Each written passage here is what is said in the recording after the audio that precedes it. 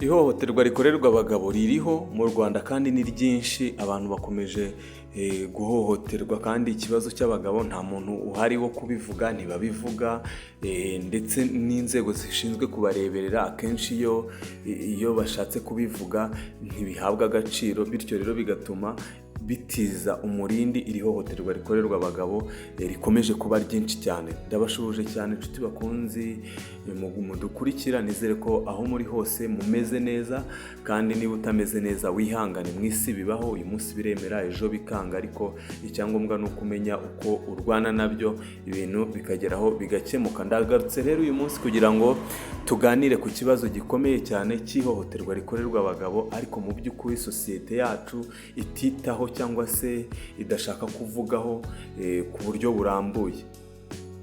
Kenshi twumva ngo abagore barahohoterwa, ukumva nyine ihohoterwa rikorerwa abagore rishyizwe imbere, umugore yataka gatoya ubutabera bugahita buboneka furu, ariko umugabo kugira ngo byonyine azahabwe ubutabera cyangwa se azabashe nyine ashyirwe muri kondisiyo zituma atabaza biragoye cyane.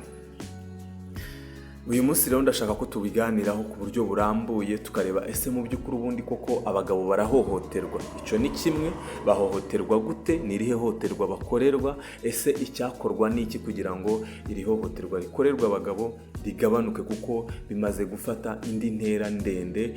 Ejo bundi nahoze ndimo ndibaza mvuga nti ese koko kuki abagabo benshi barimo barahunga ingo?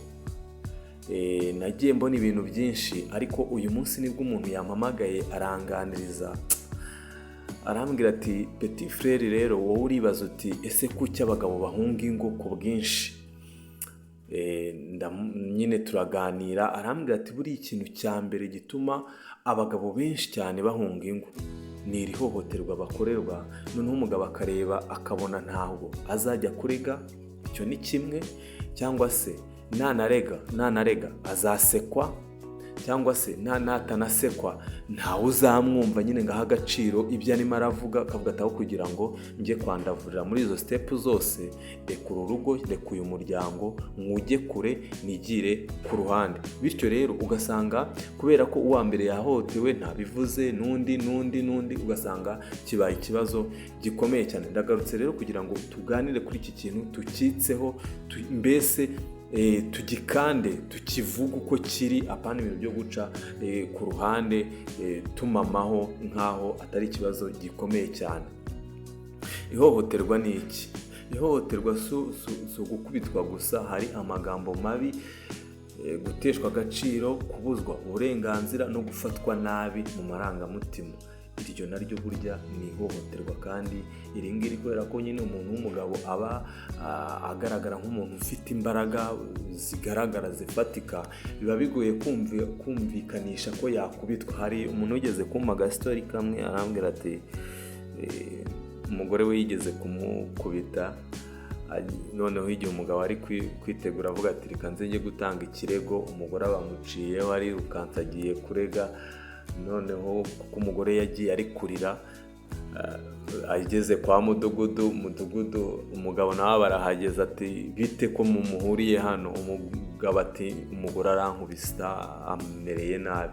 Umugore ari kurira avuga ati uyu mugabo nanjye arankubita. Reba na mudugudu ahita ahamagariza wa mugabo, avuga ati uyu mugabo ni ikigoryi ari gukubita umugore, ati dore umugore aje arira.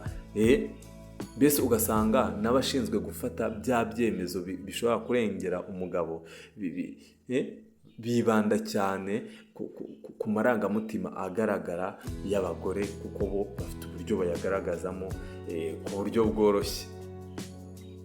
Kuri ku bagabo, yega abagabo barahohoterwa, ariko ikibazo ni uko benshi babihisha. Umuco wacu uvuga ko umugabo agomba kwihangana, ariko kwihangana ntibivuze kwemera ihohoterwa.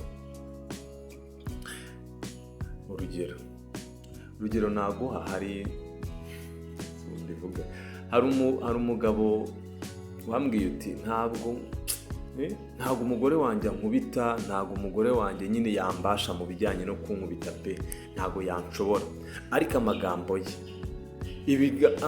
amagambo ambwira buri uko ngeze mu rugo, buri uko tuganiriye, cyangwa se buri uko hari akantu katagenze neza, ibyo nabyo nicyo kintu gikomeye cyane ankubitisha kandi kiranzengereza umutima wanjye nkumva ugiye gushwanyuka.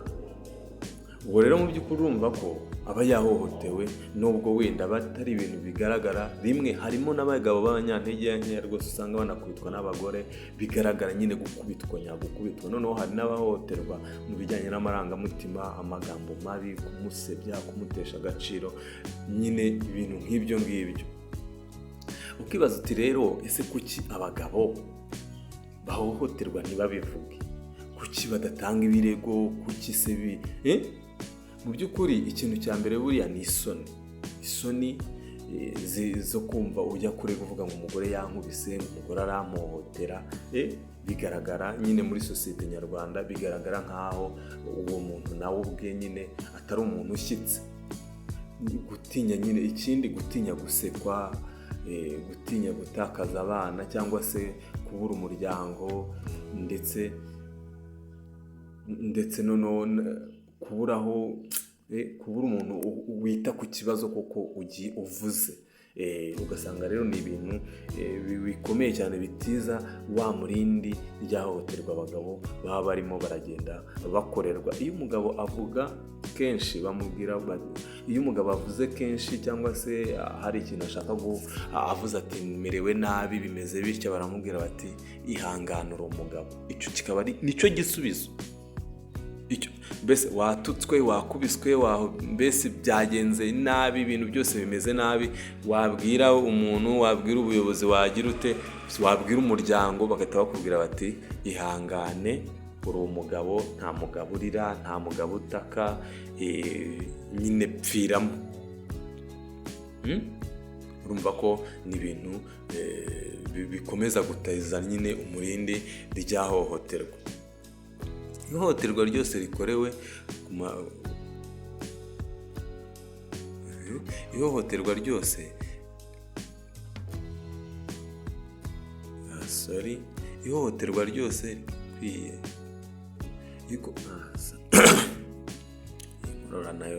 ihohoterwa ryose rikwiye kwamaganwa.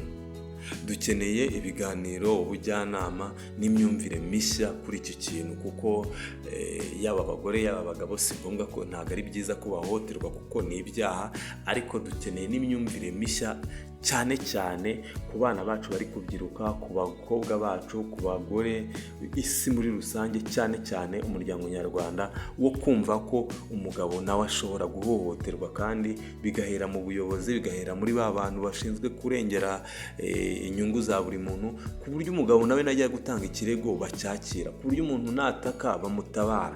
Kubera ko iyo umugabo atatse bisa nkaho ari kwitatsa cyangwa se ari gukina inkinamico, nyine ibintu bidafatika, nyamara mu by'ukuri burya ngo ntawe utaka atababaye.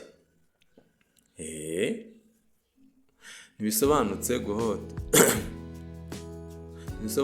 guhohotera umugabo cyangwa umugore. Urugo rushingira ku cyubahiro, si ubwoba.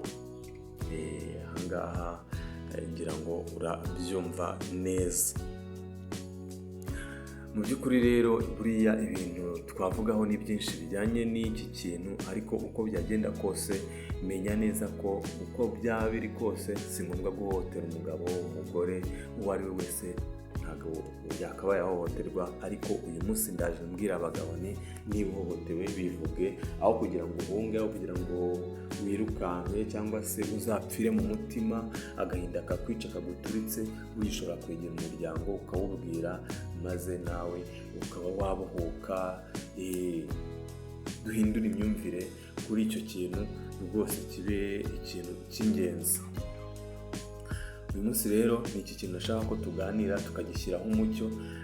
Mbere y'uko dusoza, nizere ko wamaze gukora subscribe hano, kuko hano ni umuyoboro w'amahoro mu muryango. Nizere ko nta kuntu waba utarakoze subscribe, kuko aha niho hantu hambere wakabaye ukora subscribe kugira ngo amavideo ya hano yigisha kubaho neza mu muryango, urukundo, iterambere, ubuzima muri rusange, ni ahangaha, nta handi wabikura.